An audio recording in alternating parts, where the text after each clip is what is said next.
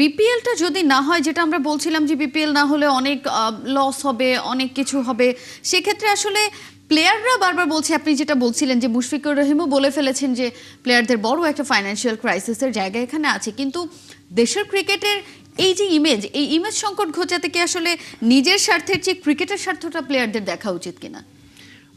প্লেয়াররা তো they survive on this is the livelihood, this is the bread and butter. তাদেরকে পুরোপুরিভাবে তাদেরকে যদি আমরা বঞ্চিত করি ফ্রম দেয়ার লাইভলিহুড, এটাও ঠিক না। This is not quite right.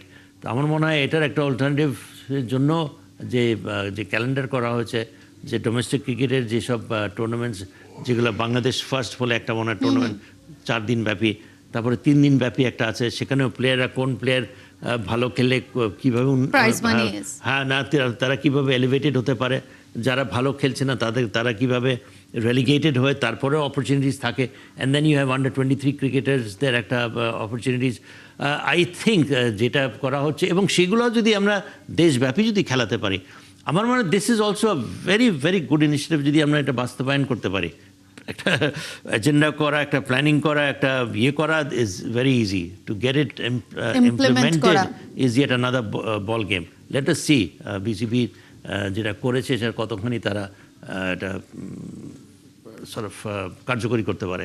BPL এর 12তম আসরে আমরা যেটা দেখেছি যে বহু ফ্র্যাঞ্চাইজিগুলোর এত অনিয়ম, এত দুর্নীতি, ইনফ্যাক্ট ফিক্সিং ইস্যুতে এক ফ্র্যাঞ্চাইজির, বেশ কয়েকটা ফ্র্যাঞ্চাইজির যারা কর্তা ছিলেন তাদের ফোন থেকে শুরু করে অনেক কিছু সিজ করা হয়েছে, প্লেয়ারদেরকে বেশ কয়েকজনকে অভিযুক্ত করা হয়েছে, ফিক্সিং এর দায়ে তাদের আসলে একটা সম্পৃক্ততা পাওয়ার একটা ব্যাপার বিসিবি আসলে ফাইন্ড আউট করার চেষ্টা করছিল। ফ্র্যাঞ্চাইজিগুলোর তো আসলে অনিয়মের শেষ নেই, যেটা বলছিলাম, লম্বা ফিরিস্তি থাকে। বিপিএলটা শেষ হওয়ার আগেই দেখা যায় যে হাজার হাজার অভিযোগ সেখানে চলে আসে। এই জায়গাতে আসলে বিসিবির আসলে এই যদি বিপিএলটা হয়ও, সেটাকে ইমপ্রুভমেন্টের জন্য, ইমেজ সংকটটা ফেরানোর জন্য, কিংবা লসটাকেই কমানোর জন্য কি কি হার্ড লাইনে যেতে পারে, এবং সেগুলো আসলে পয়েন্ট যদি করতে হয়, বুলেট পয়েন্টগুলো কি হবে?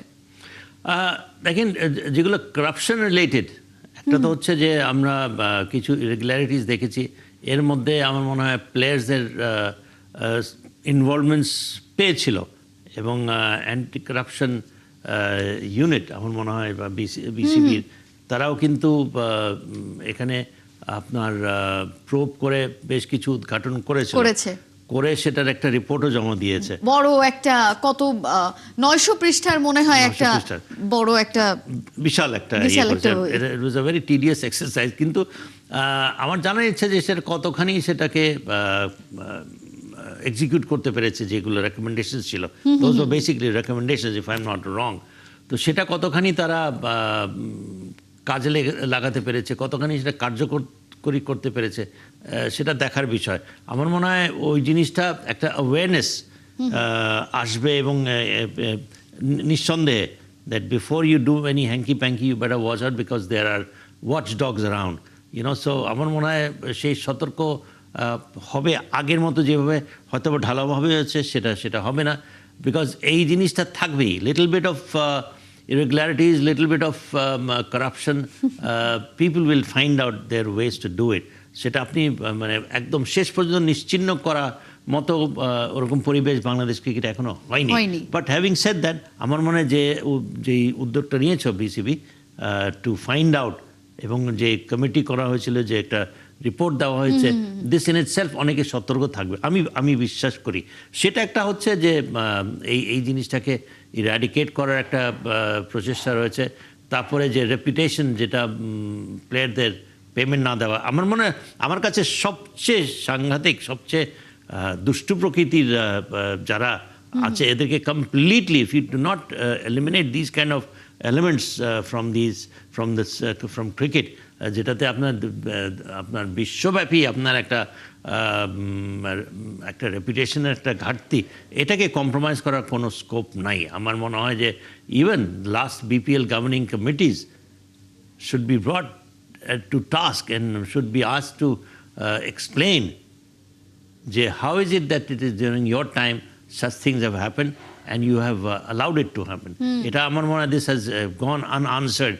So এটা এত আস্পর্ধা আমার মনে হয় এবং সবচেয়ে বেশি খেয়াল রাখা উচিত আমার বর্তমান কমিটির এটার জন্য পুনরাবৃত্তি না হয়, কোনো বিপিএল কোনো ফ্র্যাঞ্চাইজি যেন সে আস্পর্ধা না যেন না হয় যে আমি কমিটমেন্ট করছি প্লেয়ারদের পেমেন্ট দেবো and you not doing that is inexcusable. So আমার মনে হয় যে I would respect this president যে উইথ দ্যাট ইন মাইন্ড সে যদি বিপিএলকে যদি মানে যদি যাদেরকে শায়েস্তা করার তাদেরকে যদি শায়েস্তা যদি নাও করতে পারো, অ্যাটলিস্ট ইউ মেক শিওর এটা যেন পুনরাবৃত্তি আগামীতে না ঘটে।